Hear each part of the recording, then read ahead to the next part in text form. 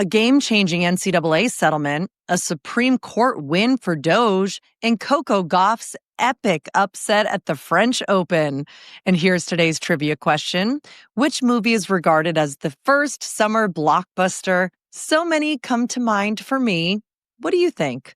It's Sunday, June 8th. This is the Flyover Podcast.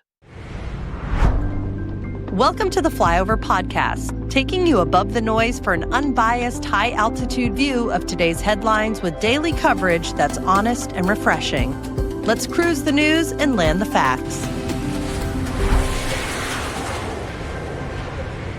Good morning and welcome to the Flyover. I'm Ayla Brown. I have no voice. I apologize, but it's been fun filling in for Amy Hess on the weekend.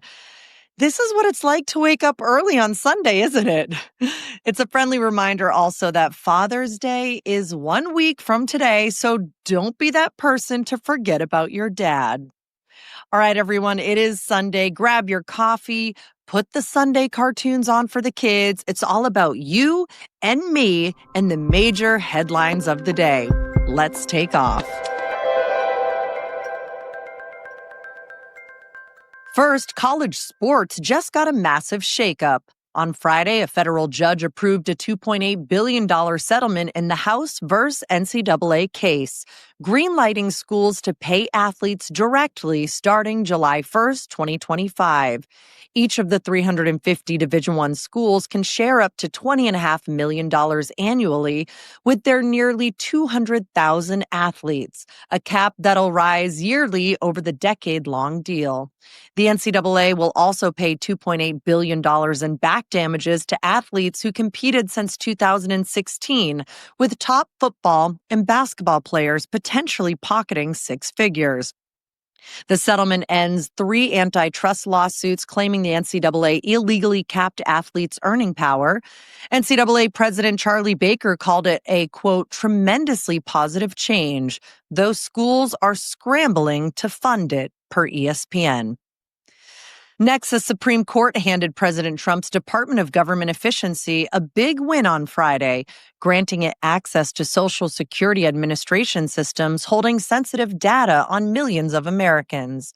The unsigned ruling stated, quote, SSA may proceed to afford members of the SSA DOGE team access to the agency records in question in order for those members to do their work. The Trump administration says it's crucial for DOGE's mission to cut federal waste, but the 6-3 decision, with liberal justices dissenting, has sparked privacy concerns. Finally, Coco Gauff pulled off a stunner at the French Open on Saturday, June 7th, defeating number 1 Aryna Sabalenka to claim her second Grand Slam title. At just 21 years old, Coco Gauff became the first American woman to win in Paris since Serena Williams in 2015. This was her first victory over a world number 1 in a major after 4 prior losses, and it avenged her 2023 U.S. Open win over Sabalenka. Gauff, who called the match a, quote, battle of mental strength, pocketed $2.9 million. Good for her.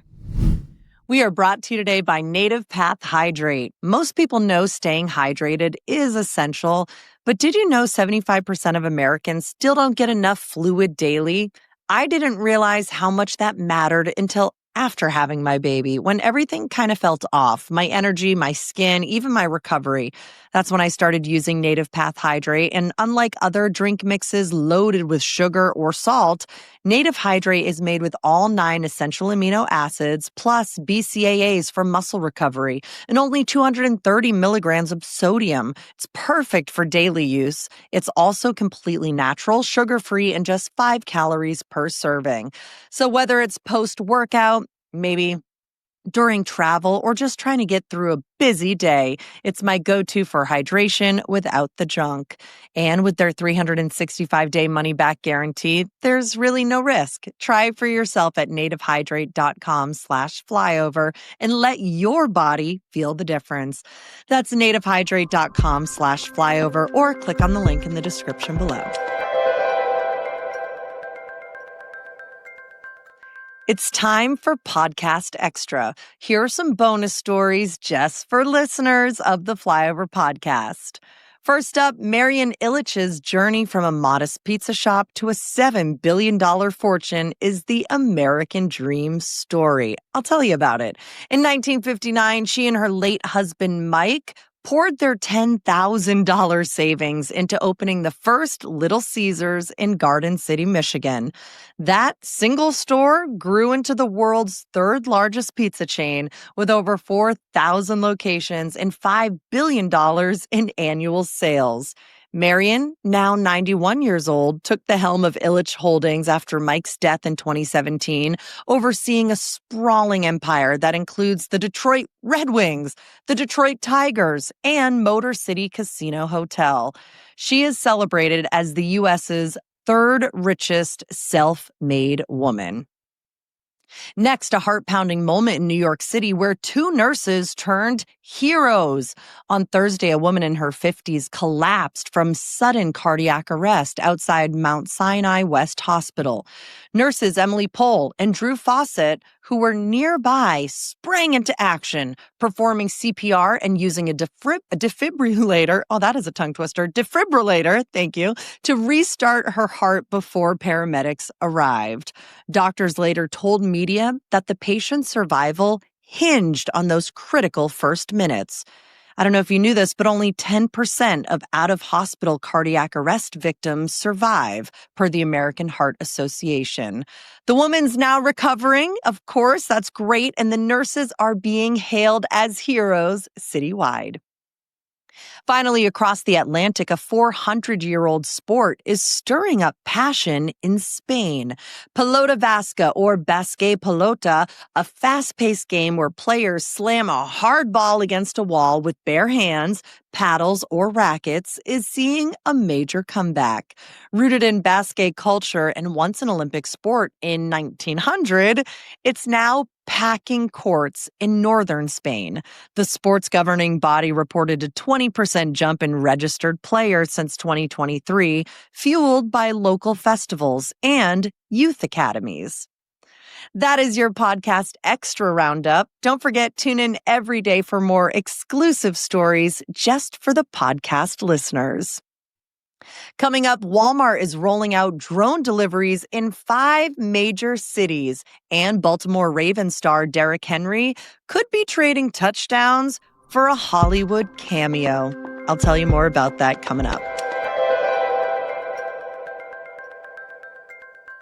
Here's what's happening in finance. First up, on Friday, President Trump urged Federal Reserve Chairman Jerome Powell to slash interest rates by a full percentage point, despite a solid jobs report showing 139,000 jobs added in May. On Truth Social, Trump called Powell, quote, too late, and claimed the economy's thriving, quote, despite him, citing falling energy prices and a 3.9% wage growth rate.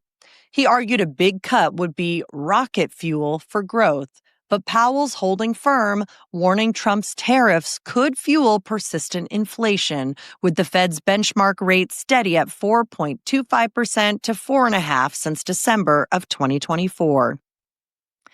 Next, Walmart is taking a very interesting leap with delivery to new heights, expanding its drone delivery service to 100 stores across Atlanta, Charlotte, Houston, Orlando, and Tampa in partnership with Google's Wing. The program, announced Thursday, lets customers get small items like groceries or prescriptions dropped off at their door in 30 minutes or less, with drones flying up to 6 miles from stores. Walmart's already serving 60,000 households in Dallas-Fort Worth and plans to cover 75% of that metro by the year's end. Finally, some good news for home buyers. The average 30-year fixed mortgage rate dipped to 6.85% this week, down from 6.89% last week, according to Freddie Mac. It's a small breather after rates hovered around 7% since 2022. Still, Trump's tariffs could push rates back up if inflation spikes, as Federal Reserve Chair Jerome Powell noted.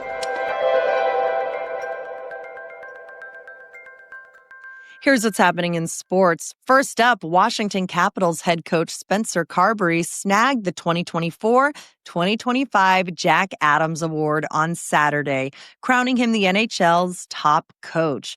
Carberry, in his second season with the Caps, led the team to a 44-26-12 record and a playoff berth, a huge turnaround from their 2023-24 struggles. Next, this is so interesting. Baltimore Ravens running back Derrick Henry just landed a deal that's straight out of Hollywood, literally. The two-time NFL rushing champ struck an agreement with comedy legend Adam Sandler. Listen to this. If Henry hits 2,000 rushing yards in the 2025-26 season, he'll score a role in one of Adam Sandler's upcoming films. So, to give you some background, Henry ran for 2,027 yards in 2020 with the Titans. And last season, I should say, he only had 1,540. So can he make 2,000? And what do you think of this type of incentive? Leave a comment in the comment section below. Finally, a rough blow for the Arizona Diamondbacks. Their star pitcher Corbin Burnes, the 2021 NL Cy Young winner, announced he'll undergo Tommy John surgery. This will sideline him for the rest of 2025 and likely part of 2026. Burnes, who signed a 7-year, $210 million contract in March, struggled with elbow discomfort during a 3-5 start this season. A photographer is turning heads with a mesmerizing project that uses layered video stills to reveal the flight patterns of birds, resulting in everything from jagged stripes to chaotic swirls frozen in time. Meanwhile, Utah has soared to the top of the list as the happiest state for seniors, thanks to its affordable cost of living, high life expectancy, strong senior health stats, and wide availability of senior centers. And speaking of older Americans, a new map shows which states offer property tax exemptions for elderly residents, giving a welcome financial break to those who qualify. You can catch your full Sunday rewind at jointheflyover.com. Still to come, Jack Daniels is blaming 3 things for the decline in their sales. One of the 3 is due to those weight loss drugs. But any guesses on the other 2? I'll tell you next. Here are some headlines to think about today. First up, health officials are scrambling to contain a multi-state salmonella outbreak linked to 1.7 million brown, cage-free, and organic eggs from August Egg Company in Hilmar, California. Distributed between February 3rd and May 15th to 9 states, here they are: California, Nevada, Washington, Arizona, Nebraska, New Mexico, Illinois, Indiana, and Wyoming. These eggs hit stores like Walmart, Safeway, and SafeMart under brands like O Organics and MarketSide. The CDC reports 79 people sick across 7 states, with 21 hospitalized, no deaths, and illnesses from February 24th to May 17th. Symptoms like diarrhea, fever, and cramps hit within 12 to 72 hours, and kids under 5, the elderly, and immunocompromised folks are at higher risk. The FDA found salmonella in samples from August Eggs facility, and the company is now pasteurizing all eggs to kill pathogens. Next, Jack Daniels is blaming a surprising trio for a dip in liquor sales: cannabis, weight loss drugs, and Gen Z's changing tastes. At a Friday investor call, Brown-Forman executives said U.S. whiskey volumes fell 7% in 2024, with Jack Daniels hit hard. Legal cannabis, now in 24 states, is cutting into alcohol sales, with a 2023 study showing 65% of cannabis users drink less. Weight loss drugs like Ozempic, used by over 9 million Americans, are also curbing alcohol cravings. Meanwhile, Gen Z's just opting for low or no alcohol drinks, with 41% of 21 to 34-year-olds cutting back. The company is now banking on premium whiskeys to rebound. Finally, a Seattle man's in hot water for allegedly ripping off over $200,000 in luxury goods from the homes of current and former pro athletes. Charles Chuck Anderson, 37 years old, faces 12 counts of burglary and theft after targeting high-end neighborhoods, hitting up to 10 homes of unnamed NFL and MLB players between 2023 and 2025. Prosecutors say he scouted targets via public records and social media, striking when players were at games or training. Stolen goods included jewelry, watches, and designer bags sold through fences in Portland and Los Angeles. Anderson, nabbed after a sting operation, pleaded not guilty. Seattle PD's working with teams to boost security now. All right, everyone, I am so excited to read the results of yesterday's poll because here was the question. What is the scent you most strongly associate with summer? 62% said fresh cut grass. Wow. 10% said blooming flowers. Another 10% said sunscreen. 9% said other. 5% said campfire. And 4% said chlorine. Wow. I'm really shocked at how high fresh cut grass was in the results. That is so interesting to me. To me, fresh cut grass feels more like a spring scent, not a summer, but who am I to say? I don't know. Maybe I'm just crazy. Here's the poll question for today. What's your favorite way to spend a Sunday? Is it relaxing at home, outdoors, socializing with others, catching up on work, exploring something new, or other? For me, I love to start out with a family breakfast, me making homemade pancakes and a flat white coffee from my fancy espresso machine. Then I love doing something new. My husband and I both love to explore new places or adventure out and grab lunch somewhere with the kids. So in this case, I would vote explore something new. But how do you love to spend your Sundays? This is actually my first Sunday with you, and I will say it is a great start to my morning so far. Here is the trivia question. Speaking of summer, we just had a poll question about summer, so why not add a trivia one about it as well? Which movie is regarded as the first summer blockbuster? The answer? Ooh, growing up in Massachusetts, I am proud to say that the answer is Jaws. Dun-dun, dun-dun. It hit theaters in June of 1975 and became the first movie to make over $100 million at the U.S. box office. Its huge marketing push and wide release basically rewrote the playbook for big summer movies. And I will say, I still live here in Massachusetts, and people play this at drive-in movie theaters and family movie nights all the time. But if you think I'm bringing my 2.5-year-old to see Jaws at a family movie night, you guys must be crazy. Anyways, look at that. We have made it through our first Sunday together with me filling in as your weekend host. I'm just happy my voice got through today. I'm going to take a rest today on a Sunday and hope that it comes back because I will be here with you all week too with the same great headlines. So don't forget, share the Flyover podcast with someone new. Don't forget to rate the show with a 5-star review, nothing less. And thank you so much for flying with us. Happy Sunday.